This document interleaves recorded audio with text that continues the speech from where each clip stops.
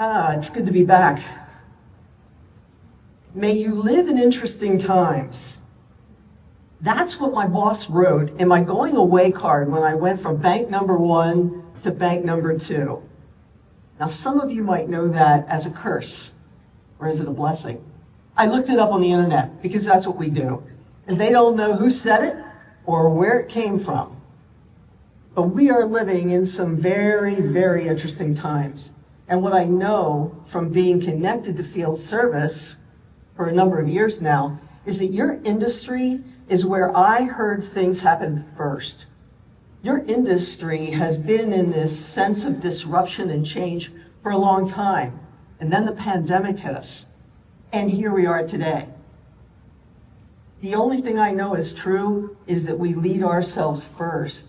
When all this goes crazy, we have a choice about how we show up, about how we move through it. And that's what we're going to talk about today.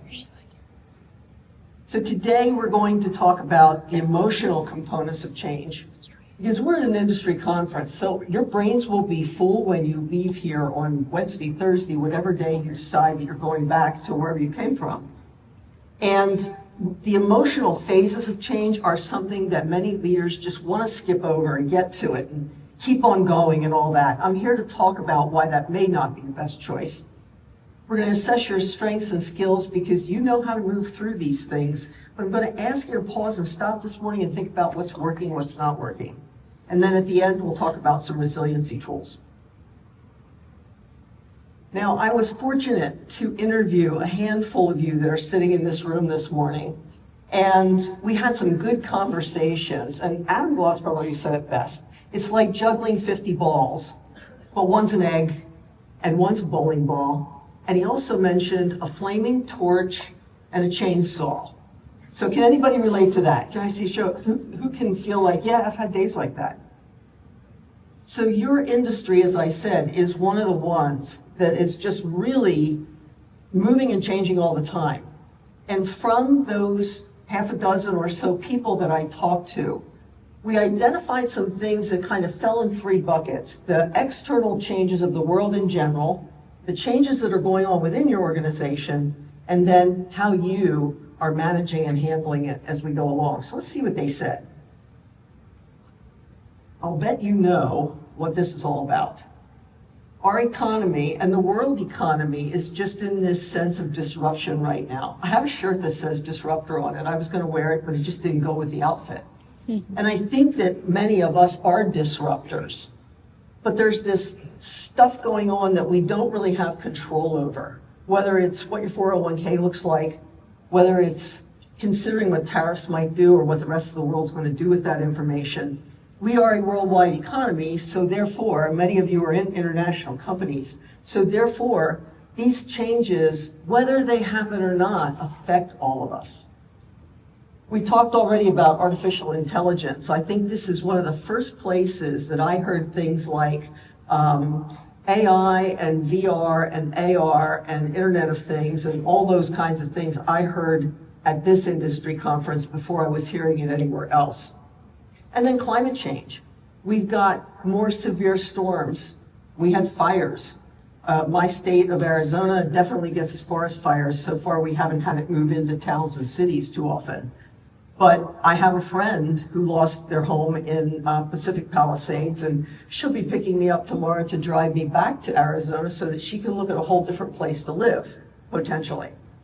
But that strength of the storms, the more fires, the more floods, all those kinds of things, interrupt all of our businesses and they interrupt our lives from time to time. And what are you going to do about it? Because while that's going on, you've got a lot of things going on within your company too. I mentioned the technology evolution, but workforce dynamics, wow. We probably have at least 4 generations, if not in this room, back at work. Maybe 5, because there's the silent generation that's one above mine, the boomer generation, and they're still showing up sometimes. They're pushing 80, but they are showing up. And then we've got the boomer generation, and we've shoved our rules really hard down on Gen X on how to lead, manage people. And then there's this sort of wall that hit us with the millennial generation and Gen Z. And my money's on them. it's really fascinating to me that when I look at leadership and I look at if somebody's a millennial or a Gen Z and they start their own company, they lead things very, very differently than what my generation was taught to lead by our World War II parents. And so we say things like, I don't yet know what they're doing, and nobody wants to work anymore, and they're entitled, and all those things. They said that about us when we came into the workforce way back when. They don't want to work, they don't want to wait. It's a part of the age. But my money is on those generations because they're ready for all this stuff that's hitting the rest of us and sometimes leaving us a little bit confused. The leaders I spoke to also talked about organizational change, whether it was selling a company, acquiring a company, hiring more workforce, laying off workforce. There's all these different disruptions and changes that happen in organizations, or maybe you change a system. Even that can be pretty crazy. Although I think people are much more used to that now than they used to be. They're waiting for the next technology to come as opposed to, ooh, let's not do that. And then we've got this skills gap and the training needs that, again, we've been talking about for a long time. The first time I came to this conference, we talked a lot about the boomer exit. Well, I'm going to give away my age here. I just had my 50th class reunion for high school. I don't know how that happened because those people were really, really old when they used to have a 50th reunion, and here we were. And what I saw overall in the 160 or so of us that showed up was that more of the men were retired than the women. And the women were like, I'm just getting going. And so it was a really interesting dynamic that I thought when I was here in 2019, by now my class from high school was all going to be out of the workforce, and they are not. So we have this, how do we handle it all kind of thing going on. And then, just to make it interesting, how many of you have heard of sandwich generation? How many of you know what that is? A handful of you. Okay, this came up for women initially because women tend to be in the caregiver role, and I'm here to tell you that that is changing rapidly. I see more and more men in that caregiving role.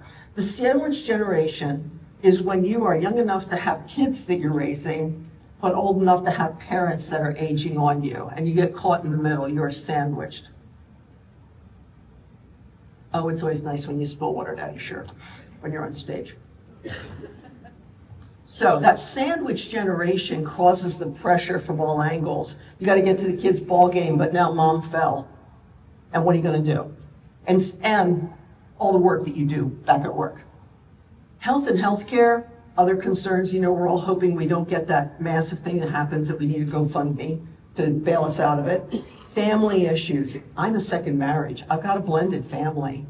It's intense when you're going through those changes in life, whether you're losing people, gaining people, it's something. And then issues at work and mental health. That's another dividing line between the millennial and Gen X boomer generation and the millennials and Gen Z. They are much more willing to talk to you about their mental health. And I'll bet you've heard those conversations, and I'll bet some of you don't know how the heck to have them. I have a professional colleague that deals with how do you have mental health conversations at work and why should you? So if anybody needs her name, contact me later. But mental health is an issue for many of us, and a lot of us grew up with I can't go to a therapist, that's weakness. And now we know that it's really a strength to figure these things out. It's about leading yourself first.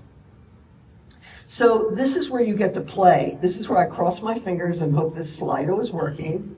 Sometimes it does, sometimes it doesn't. Please play along. There are lovely parting gifts at the end for those who participate. Not for everybody. I have 11 lovely parting gifts. You're going to love them. So if you shoot that QR code, you should, in a minute, get a poll coming up. And here is that poll. What other pressures did we miss? So if you take your phone and just type an answer in there, you're going to see the answers come up. I talked about a whole lot of things. What did we miss? What other pressures are going on? It's also anonymous, so we don't know who said what. Type away. I'm so thrilled that it's working, I can't even begin to type. All right, so we have geopolitical, and it went right off. Tariffs, attrition, politics, personal growth, financial, political, financial, keep morale high in your company, performance, societal, mom guilt, yeah, career path development, religion, competing tasks on times, more coming in, annual budget cycles, missed opportunities for advancement, return to office, hybrid, remote, boy, I can talk about that all day. Board of directors, oh, those people. Financial, again, extreme competition, authenticity. So you're just going to see these things keep on coming up for a second here. And I see that a bunch of you are typing. So as we get the last ones in, I'll go to the next slide in a minute. Morale decline, shifting culture, hybrid work, burnout, yeah. Leadership challenges, job security, scaling larger with fewer people. Okay, they are still coming in, but in the interest of time, I'm going to click us forward. And let's talk about this. Some of you may have heard of Elizabeth Kubler-Ross. She did a lot of research on grief and dying. And she said that when someone close to us dies, we go through this grief process. It sounds linear, it never is, for those of you who have gone through it. I would imagine most of you have. But she said we go into denial first, then we get angry, then we bargain, we get depressed, and eventually we accept that there's a different life here now. And again, we swirl back and forth. The change cycle has other things loaded on top of that, but you'll see this sort of downhill slide. And these are the emotional components of it. I'll read them in a second in case you can't see them. But in a second, I'm going to go to a different Slido, and I'm going to ask you to think about a change you're going through right now, and where do you fall on the curve? So you'll have a chance to click a box. The way this starts out is with shock, surprise and shock at the event. Then it goes up into disbelief, where the denial comes in, down toward that pit of despair, of fear and blame, anger, resentment, frustration, all the things. Down at the bottom, we're in depression and self-doubt. Again, some call it the pit of despair. Notice that when we come up the other side, that we're even higher than when we started, though. If we can integrate whatever it is that with this change, there's experimentation and acceptance, we start problem solving and decision making, and eventually we've integrated it. AI is probably up there with the problem solving, decision making, adoption, integration for many of us. I love my 12 little bots. They help me with everything. I have more than that, but in one program, there's 12 little bots with names and cute faces. And I like to humanize my AI. On the other hand, I'm a big Terminator fan. I'm a little worried about the machine planet. It is. So when you think about your change, take a look at that cycle. And let's go back to Slido, and it should change the question for you on your phone. What phase of the change are you experiencing right now? Now, this can be really fun to poll people when everybody's going through the same change. So I've presented to groups where there's a bank merger and everybody's going through the merger. You can see where people are within your intact group. And by the way, there's a free version of Slido. It's just a little quirky. You have to have it loaded up on your computers. So it looks like we have most people in experimentation and acceptance. And there's 138 answers in so far. Problem solving, decision making is second. And those things will move around as more and more people put their answers in there. I'll be able to ultimately see the answers for everybody that plays. Okay. So the question is, where do you get stuck? Do you get stuck in the maze of overthinking and overanalyzing? Because when you're down inside those bushes in that maze, you really can't see anything other than the bush in front of you. You can't see where you get out, where you get in, how you move around in there. Or maybe you're stuck at a crossroads and you're not quite sure which way to go. Ultimately, that picture down in the right corner where you have the wide open space and you can see the path forward, that's great. But most of the time when we're going through change, we can only really see maybe one step ahead. It's not like we can see the whole thing.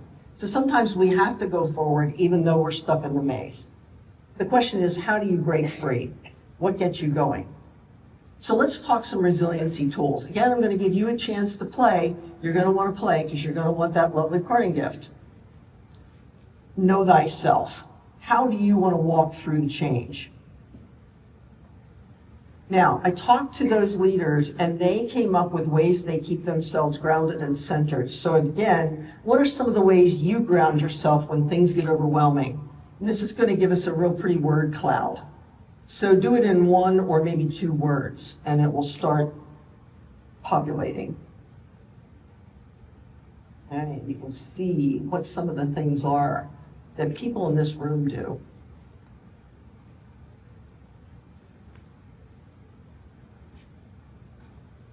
We have exercise and prayer and meditation and working out as probably the center of this. Give it a minute to load up.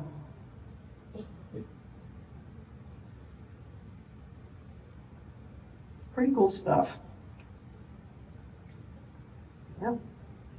You're going to find out that some of these are going to be on the next list as we go through what the morning routines are like.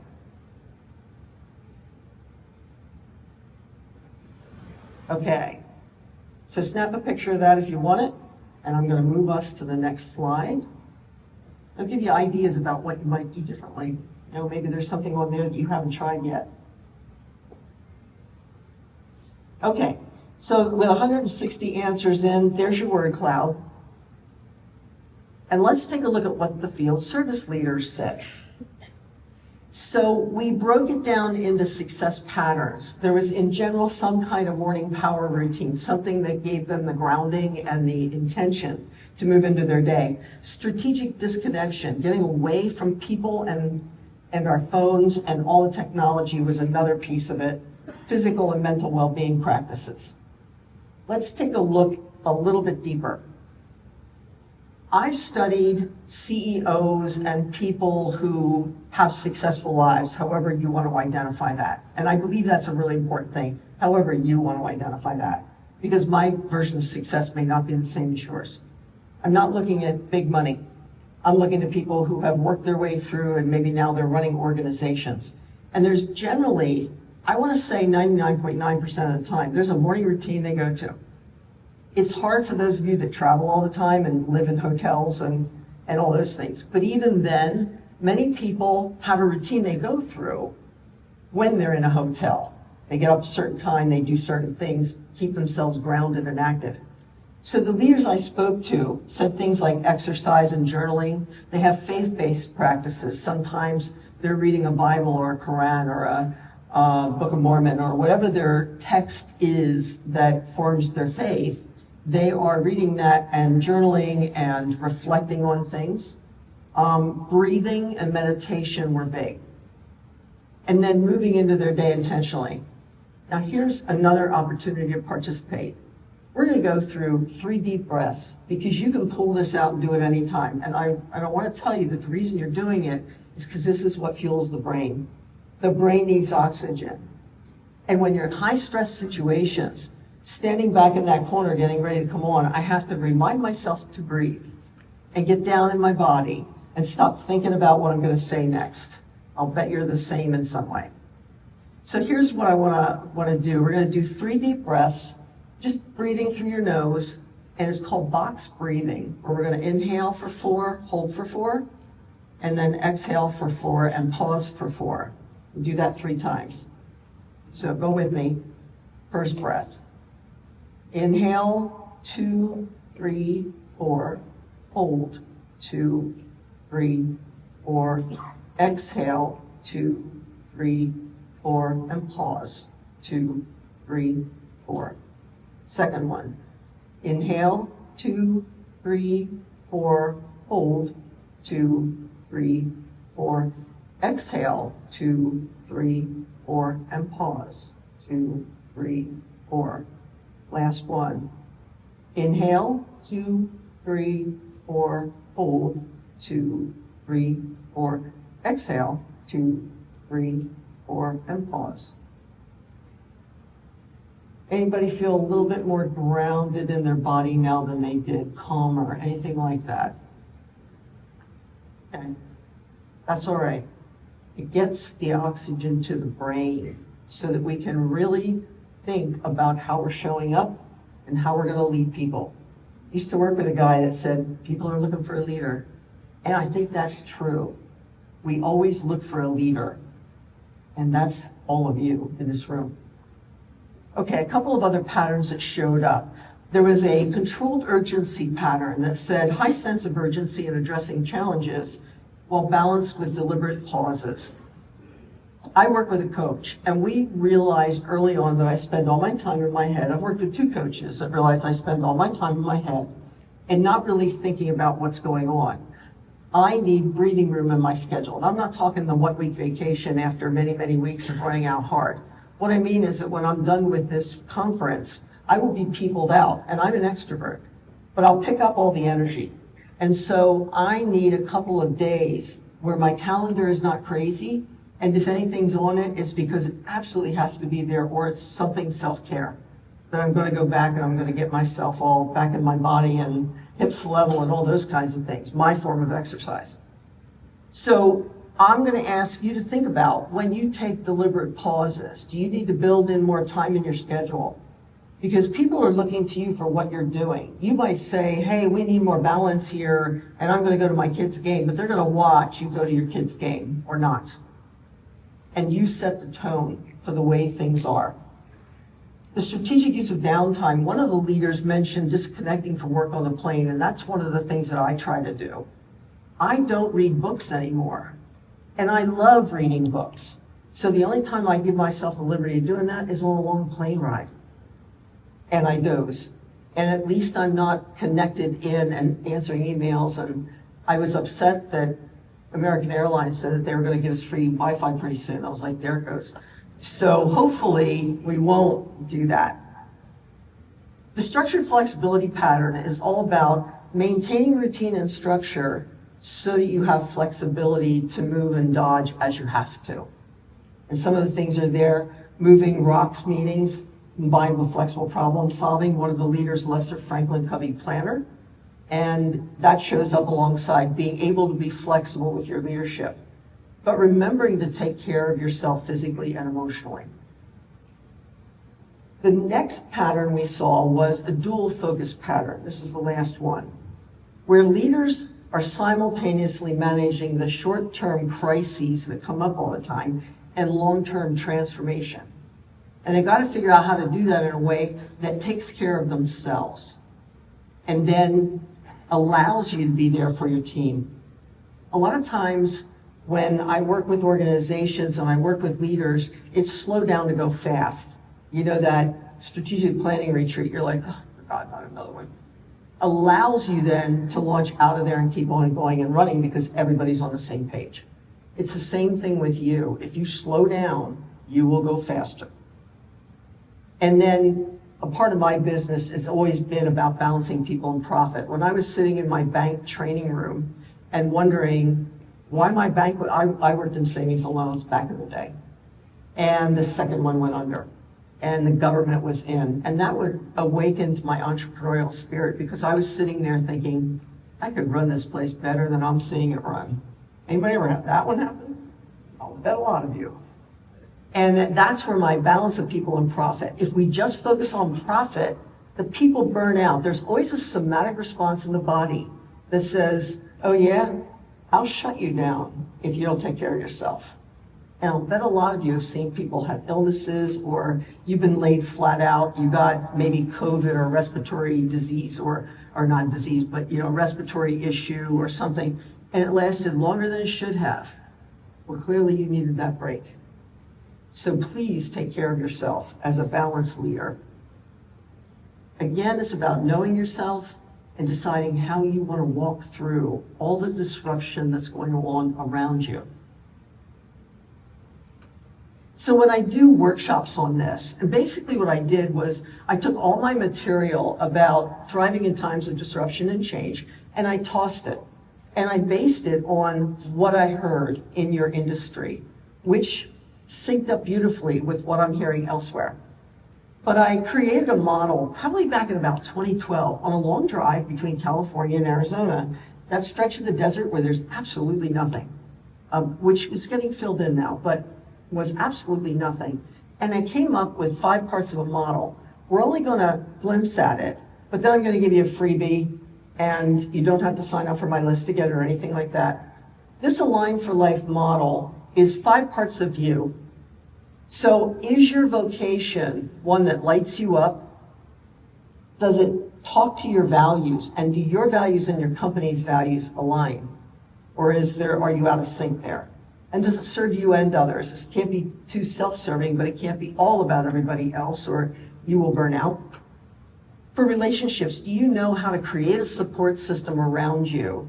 Anybody have a personal board of directors in here that they would say they call? Okay, I'm seeing about a half dozen hands. That's one thing that's a real success factor too. When you know the 5 people that you call in a crisis that you could talk to, not just for work, but for your personal life as well. You have that, you're golden. This next one was finances. And I put finances in there. Well, I spent 37 years in banking and finance. But what I've seen is that I had the seed of entrepreneurship. It took me 22 years to form my own business. I've been out of corporate for 10 now. I'm going strong. I have no desire to stop because I'm finally doing the work that lights me up. I was doing it from time to time before, but finances will keep you in jobs and situations and bad relationships way longer than it should. So I believe that if you understand both your mindset, my parents grew up in the Depression, I had a lot of work to do there, and then also knowing how to pay bills, build wealth, all the things with money, it's an important piece of the puzzle. Well-being is about being healthy and happy and successful by your definition, and spirit is the soul within you, the authentic you. And can you be that human when you go to work, when you're at home, when you're out in public?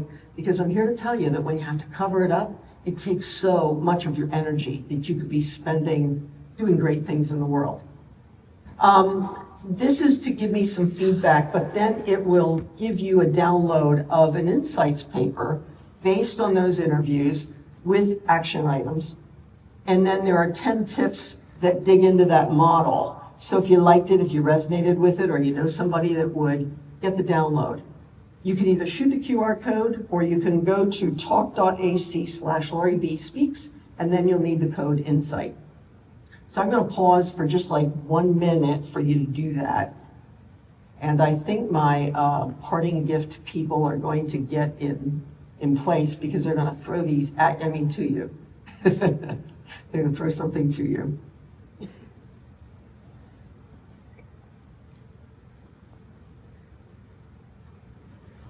It takes a minute or two for you to get through this part.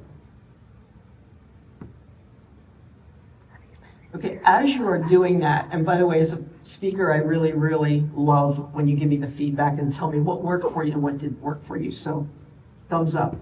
If you participated in Slido or participated in, this is on a program called Talkadot, if you participated in either one of those and you would like to be eligible for one of those 11 lovely parting gifts, would you put a hand in the air and keep it there? And then Jen and Maureen are going to come and toss something to you. So I had you doing things like breathing, but we've got some F-bombs for you. Because sometimes you got to drop an F-bomb. So if you want one, put your hand in the air, and you might be one of the people to drop an F-bomb. And hey, Jen or Maureen, we got people up here at the front tables too that might want some. I don't know how many we have left, but they're adorable. Hey, there you go. I got one more F-bomb. Because sometimes breathing doesn't cut it, and you need an F-bomb to drop. They're knitted little things. They're adorable. I was given one by a friend. I keep it handy. Okay. So my hope for you as we leave today is that you've gotten something from this talk and you want to do something differently, or you want to remember to do something you knew all along you should be doing. So when I was talking to Joe Lang, he recalled a quote that many of us have heard, and it says that the best time to plant a tree is 20 years ago, but the second best time is right now. So as you leave today, or I leave you today, I will be around till mid-afternoon tomorrow. So please come up, talk to me, and ask me questions and all those kinds of things. But my wish for you is that you live your purpose, and that you stay in touch. Thank you.